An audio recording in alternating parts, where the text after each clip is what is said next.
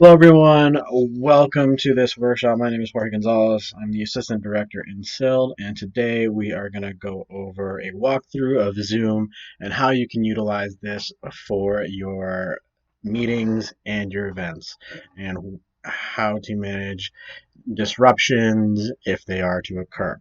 The goal of this is so that you will be able to manage these spaces without the presence of a SILD resource person, as there are only three of us and we can't be split across every meeting. And so I hope that you will find this helpful.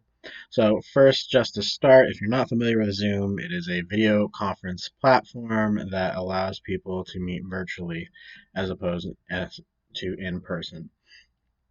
We in SILD have a licensed account, so I recommend that if you want to use a Zoom room, please contact your SILD resource person and we can get that set up for you. Some of the benefits of a licensed account is that we don't have the time limit that you might see in your personal Zooms. Additionally, we can host up to 300 people and we have additional features as well. So that is to your benefit.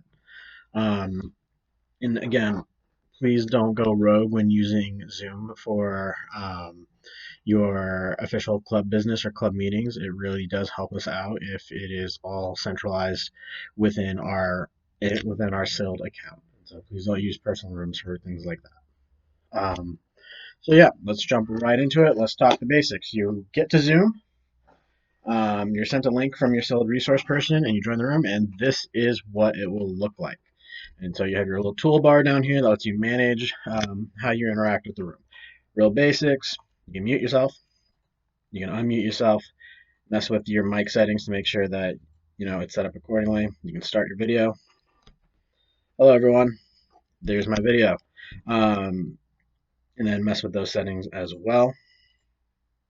Cool, cool, cool. And then you have all your other features like your security tab, how to manage participants, polls, which we won't really use, chat features, your share screen, your record, um, closed caption, breakout rooms, and reactions, and ending the room. You can also manage how you view the screen. And so that is how it should look. Because I'm a host, I have a little more features than a participant would have. All right. And so you get the Zoom link from your SILD resource person, you're put into the waiting room, you're going to get let in.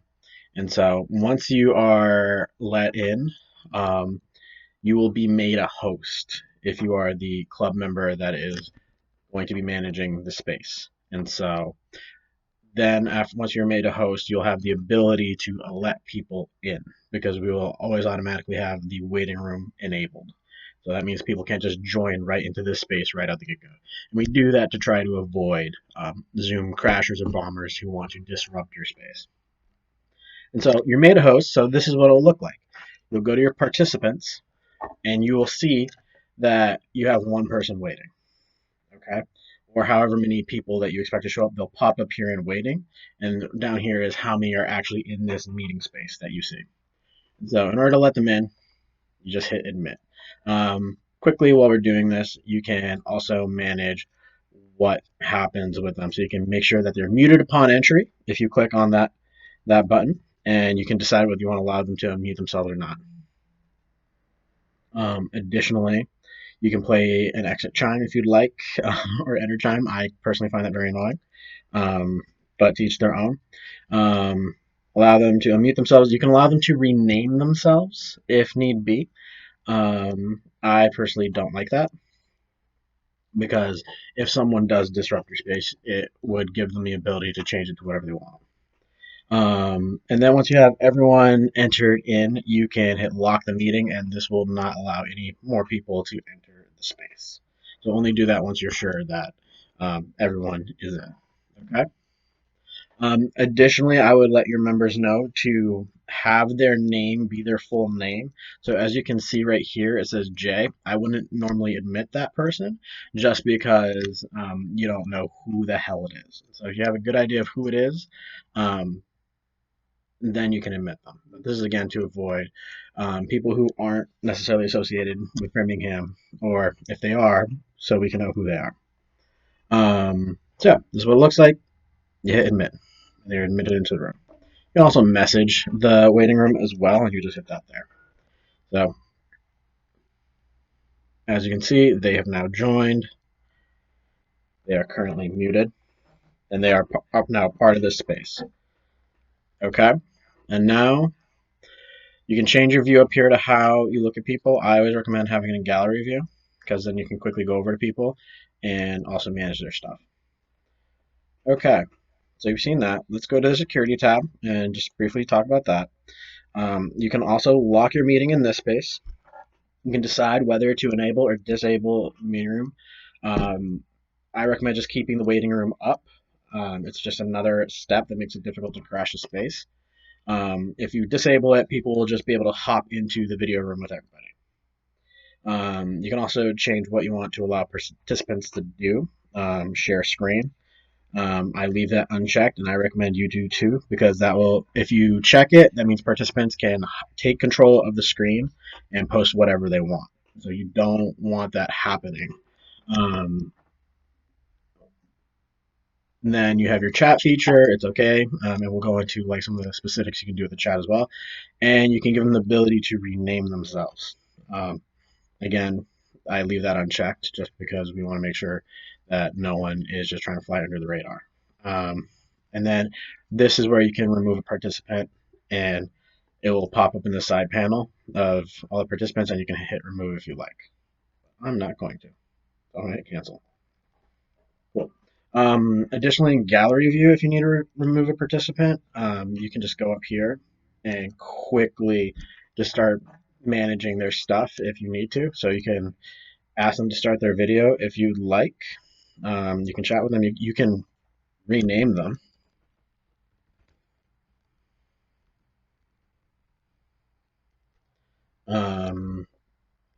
You can make them the host of the space, so that would give them all the controls. You can make them a co-host, and I'll explain what that does in a second. You can just straight up remove them quickly. So I find this to be the quickest way to remove people. You can put them back in the waiting room if, say, your back end stuff, your event is not ready. And you can also just hide them from the gallery view. So that is all available to you. So let me show you what happens though. I'm going to start the video on that one. So say if there's a lot happening in their video, or say it's a Zoom crasher using their video as a method of Zoom bombing, you can immediately stop their video as well. You just go here and do that. My recommendation though is just be quick about it and remove them out of the space. That way you can, you know, um, minimize impact. Okay, so that's security. That's the little panel right there as well. Let's go to participants. So if you click participants, it brings up the pane on the side, and it will list everybody and their roles. As you can see, I'm a host, so I have all the control of the space. This is a participant. I can ask them to unmute themselves, and they'll get a little thing on their screen saying, "Oh, I want to be unmuted." Again, I can make them the host here. I can make them a co-host. And so a co-host has almost all the same capabilities that we'll go through in a second, with the exception of like breakout rooms and the breakout rooms and a few security features. But this will allow them to be able to manage your waiting room, kick people out, mute people, things of that nature. So if you need multiple people, have the host make the other people co-hosts, and you can have as many co-hosts as you want, really. Yeah, and you can also do all those stuff that I mentioned before. Um, Say if you just need to mute everybody because everybody's talking, go down to this panel at the bottom of the panel, hit mute all, and you can also decide whether they're allowed to unmute themselves. You can unmute everybody as well. And then if you go to these little dots, again, you can control all the other things. I typically like to mute people upon entry just because people are loud and people aren't familiar with what they're saying when they enter a space. So yeah. Cool. So that's participants.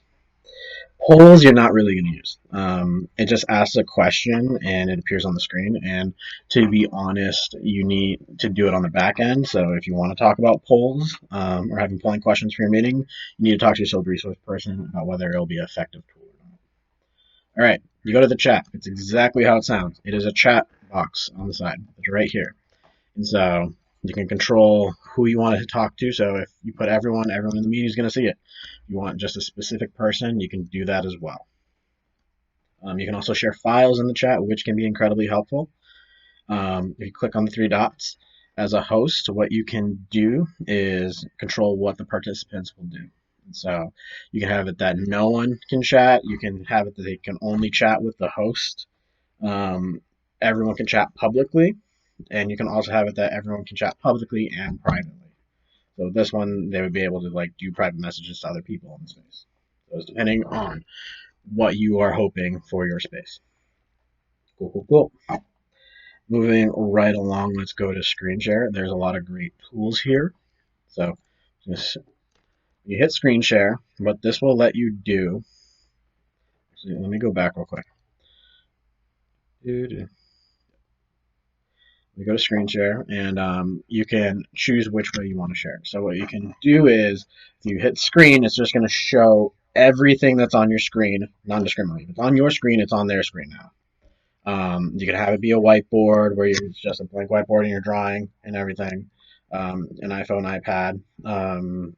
But additionally, you can also have it so it only shows like certain windows that might be open. So like this is a specific internet browser window.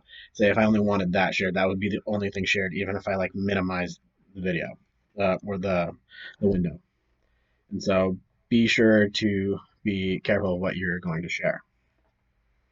So I'm just going to do the screen. Additionally, if you want to use your computer sound, make sure to check it off on the bottom. And that is incredibly helpful for like if you have a YouTube video or something like that. And if you don't click that, you try to play a YouTube video, you're not going to hear anything and it's going to be really awkward. So let's hit share. I think I hit the wrong one. Get out of that. Share my screen. Yeah, I clicked iPhone, iPad. I don't have that. I wanted the screen. My apologies. Share that real quick. You can now see like my desktop and everything like that. I'm going to just quickly pull this up. Okay, so in screen share, your toolbar will come up here and you'll get a few more tools as well. Again, you can control your mute, your stop video, your security stuff. You can manage participants right here and it'll pop up the little window this way instead. Um, Additionally, the polls, again, you're not going to use it. Say you want to do a different share, hit new share, and you can change how you're going to share. So it just brings up whether you want to do a specific window or a whiteboard or something of that nature. You can also pause the share right here, and then it is no longer being shared. All right, and then you hit start up again. Cool, cool, cool. But another cool feature that you can use in this space is the annotate feature. The toolbar, and you can basically mark up what's being shared on the screen for everyone to see. So, for instance, I can hit a text box. Hello. That hello is now appearing on everyone's screen simultaneously, just like that. You can do a lot of cool things. Draw. Draw. Here we go. Doodle. You can put stamps. Do like zoom, spotlight. Like if you want to highlight something. Yes. Actually, there we go. Yeah, like you want to highlight something on the screen. I want to erase. Exactly how it sounds. Undo, redo, clear. Say if you're taking a lot of great notes and you want to save what was put on the screen, you can then hit save and it'll save it as a screenshot for you. Cool, cool, cool. Additionally, what people can do in this is also ask for like remote control of your mouse because they'll get something a little similar. You can also provide remote control for your mouse as a host. So what does that mean? It means that a person can literally control your computer. So I'll give this to Jorge. And so you're going to see my mouse move in a sec. There you go. That is happening on a different device. That is not happening on my laptop. And so this is good if like you're working on a collaborative design, maybe on Canva or something like that, and you just need to show someone what you're talking about, um, and then the host can just grab control right back. Additionally, if you just want to completely stop it, you just go back to the mouse and hit remote control. Cool. And then this more stuff will open other features. Um, you can do control the breakout rooms, which I'll explain in a bit. You can hit recording, which I'll explain in a bit. Closed caption. You can disable the ability of participants to annotate and like draw and do all that stuff. You can also make it so they have to show the names as well. You can also hide the video panel that you might see on the side. Um, and you can also share your computer sound too. And you can also end the meeting if you'd like.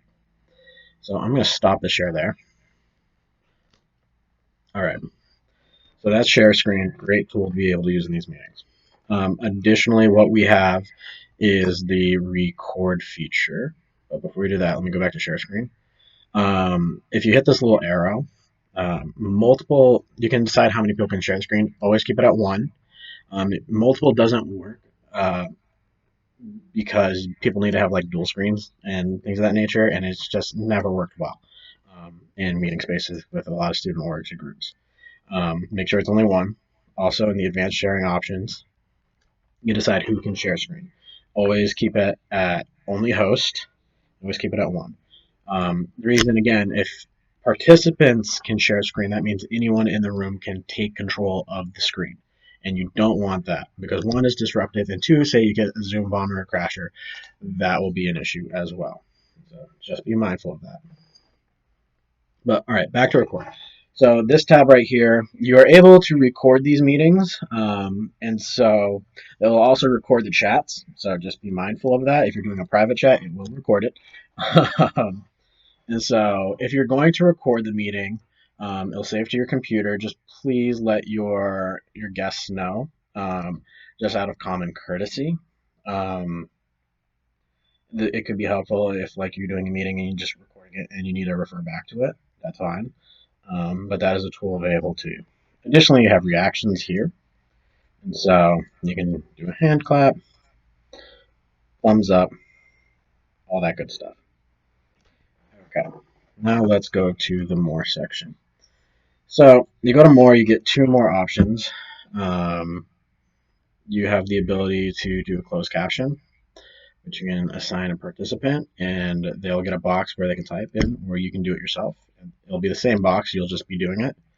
And so what your participant will see is like under the speaking box, they'll like under your video pane, they'll see the subtitle. And so type in hello, it'll appear at the bottom of their screen.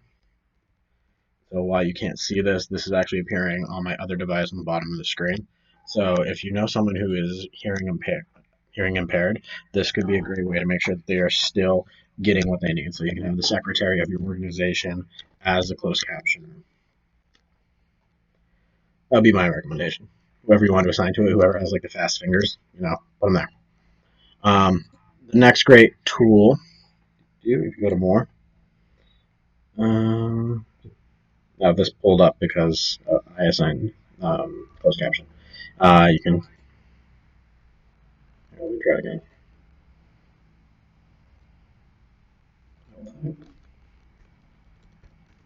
Ah, there you go. You can now see it on my screen. It appeared right there. That's exactly how it looked. You can view the full transcript. You can mess with subtitle settings here. But the other great tool is Breakout Rooms. And so what Breakout Rooms allows you to do is make rooms within inside your Zoom room. And so this is great if you need group discussions and you don't want everyone just talking at once. And you can make as many, well, not as many, like you can make a bunch. You can have them automatically assigned, or I recommend putting manually, and then you can decide how many rooms you want. So let's say I want 5 rooms created. I'm going to create the rooms. You'll then get this management pane, and this is something that only the host can do. Co-host cannot do this. And here are 5 separate Zoom rooms created within my room. So I can assign people to them, and they'll pop up here after I hit the assign button. So Jorge has been assigned there. And then once I hit open all rooms, they will be they will get a request on their screen, and once they accept, they will be sent over. So hit all rooms. They've now joined the other space. They are being sent over. Just taking a sec. Boom, and they're gone. As you can now see, they are now in that room. What you are able to do as a host also is join this space. So that means you can hop from room to room if you need to check on people. Additionally, you can broadcast a message to everyone's chat as well. So that is also very handy. What I will say though is if you need to have multiple co-hosts so that they can share screens and stuff in the breakout rooms, make sure to assign them the co-host role before you send them to a breakout room, just to make sure that they are all set. Because you can't really do it while you're there, or at least in this version of Zoom. So I'm gonna go join my friend Jorge. You can also move them you can also move your participants to other rooms. So that's also very helpful. So I'm gonna go join my friend.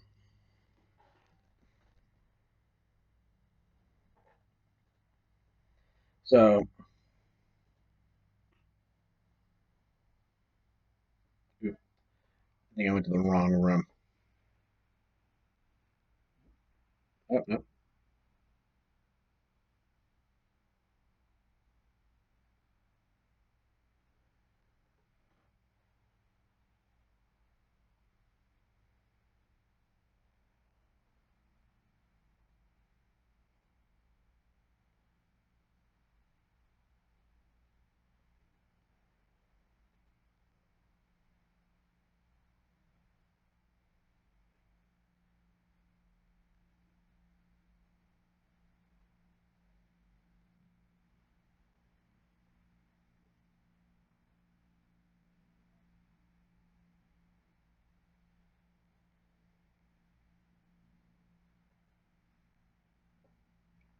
All right. So as you can see, I'm now in this breakout room. Additionally, um,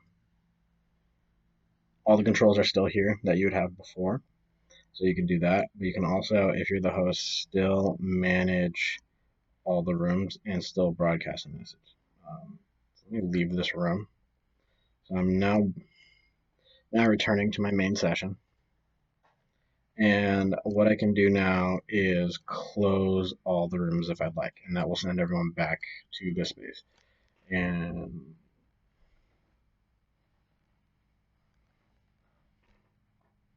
so as you can see, my friend Jorge Test is now returned. Um, if you're in the breakout room options, you can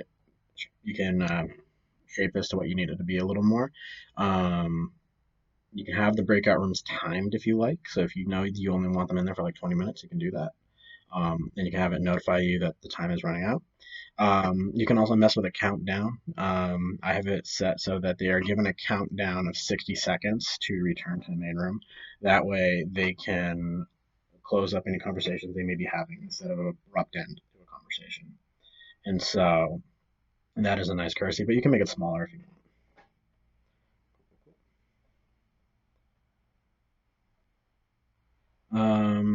So that's breakout rooms. I'm trying to think anything else. And that is basically everything on the host section. And so just to make sure that you get everything you need, I'm also going to show you what it looks like on the participant side. So I'm going to make for a test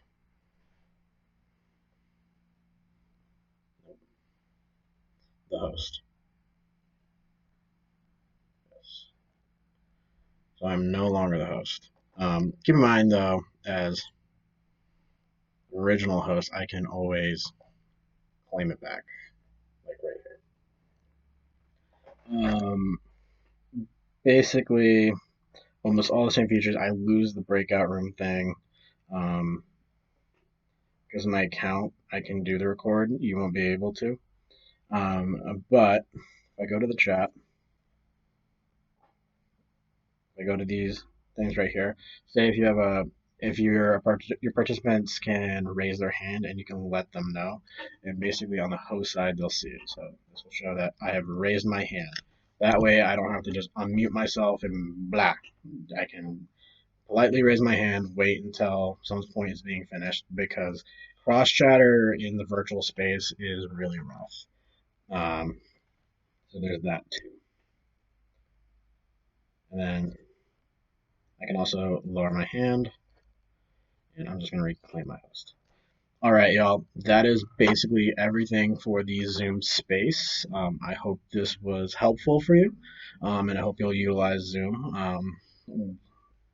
come the fall. And however you see this as a helpful tool in engaging the community. Just quick reminders again. Don't go rogue. Use our official Zoom accounts. Contact your field resource person when needing to use a Zoom room. Also, do not share Zoom links on your social medias. In the event creation page, what you can do is turn RSVP on, and then day of send the link to those people individually. That way, we're not having issue of people crashing these spaces unnecessarily. Tell your participants also to use their full name. That way, you can cross-check it with your list because it just makes life so much easier. I want to say that is pretty much it for Zoom. If you have any questions about utilizing Zoom, please contact your Shield resource person and we can talk this through with you. All right. We'll have a wonderful day, everybody.